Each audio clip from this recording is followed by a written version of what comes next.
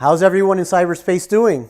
This is Jonathan Alfonso. I wanted to share with you today some of my tips of common mistakes I see people make when they're making an offer on a house. Mistake number one, not reading the contract. I can't tell you how many people go under contract, and when we're halfway through the transaction, an issue comes up and we all of a sudden we refer them back to the contract, and they say, well, you know what? I didn't read the contract. Well, guess what? Before you go under contract, ask your realtor, ask your attorney. You can reach out to us. Whoever you have that's helping you through this transaction, have them give you the form Florida contract. Pretty much, if you're making an offer on a residential property, everybody's going to work off this form.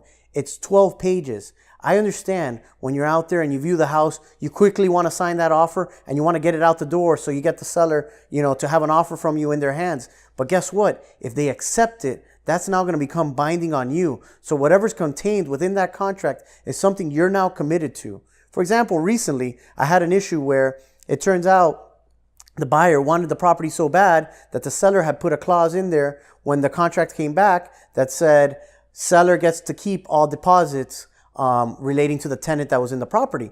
The buyer, since it was through DocuSign and everything, they just signed off on it. Well, we get closer to the end and I tell the buyer, hey, this clause that you signed pretty much allows the seller to keep $8,000, which means after you close, the buyer's going to stay there the tenant is going to stay there for 2 months for free. And then at the end, you're going to have to pay them back their security deposit, which was, I believe, another $3,000.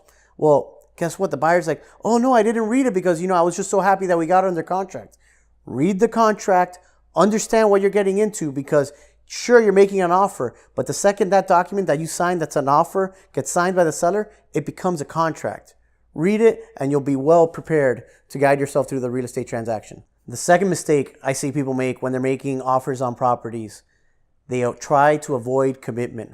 What do I mean by this? We look at offers. I sometimes evaluate offers on behalf of the sellers, or sometimes I'm talking to buyers who ask me, hey, can you look over the offer? And I see, they put a minimal deposit, $2,000, $3,000, $4,000, $5,000 in deposit on the property.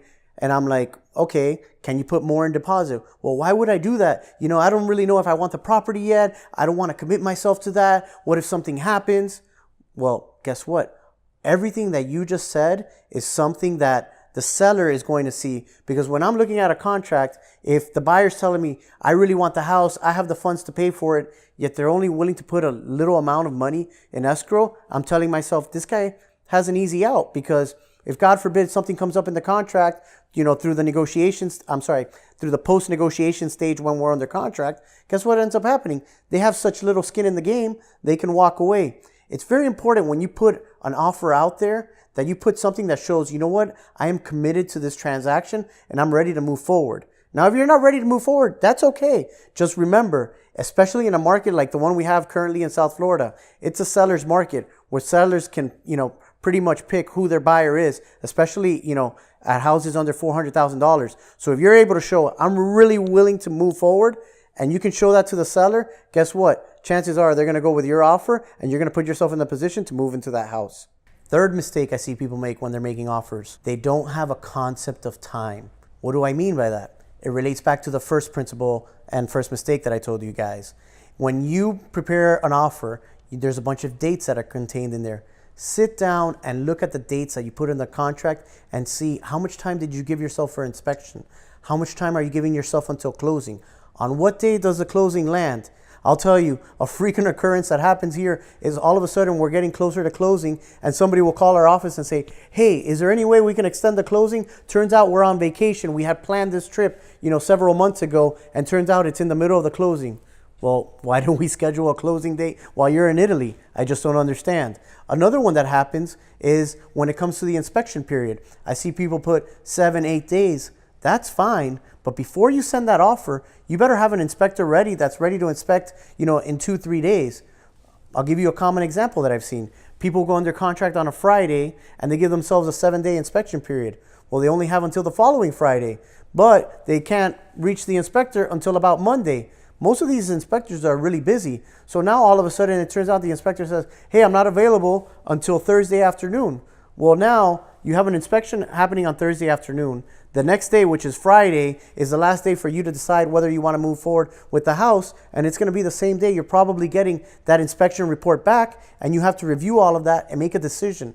So look at the timelines, and remember, have a concept of what time you're giving yourself, and is this enough time? And the last part is the financing contingency. Make sure that you have enough time to get your financing lined up, and make sure that you get that loan that you need, because if you can't get the loan, if you're financed, you can't buy the property. The fourth tip is don't make the mistake of becoming a Google lawyer. Now, I know in tip number 1, I told you don't make the mistake of not reading the contract. Now, what I mean by that is I want you to understand what you're agreeing to. Now, how does this play into my tip to not become a Google lawyer? I can't tell you how many people, they start going and they research online, and all of a sudden they decide this real estate transaction is where I am going to show my ability to argue and negotiate and really hammer home a deal. Well, guess what? When it comes to a real estate transaction, there's so many moving parts that you're going to want to consult with a professional as to exactly what you're negotiating and what you may be trying to,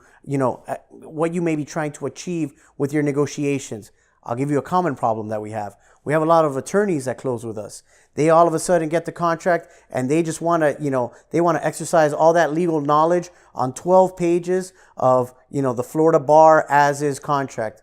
I explain to all of them, listen, you're buying your home. You're not here to show me your legal writing skills. So if you start trying to tear up the entire contract and you start trying to nitpick at every little thing in the contract, you may end up actually causing yourself an issue, because what will end up happening is most sellers are going to look at that and say, you know what, this person wants to argue about too many things, and they're not looking at the bigger picture. And most of the parties in the transaction are going to say, wait a second, are we here to achieve a real estate transaction, or are we here to argue about 57 points?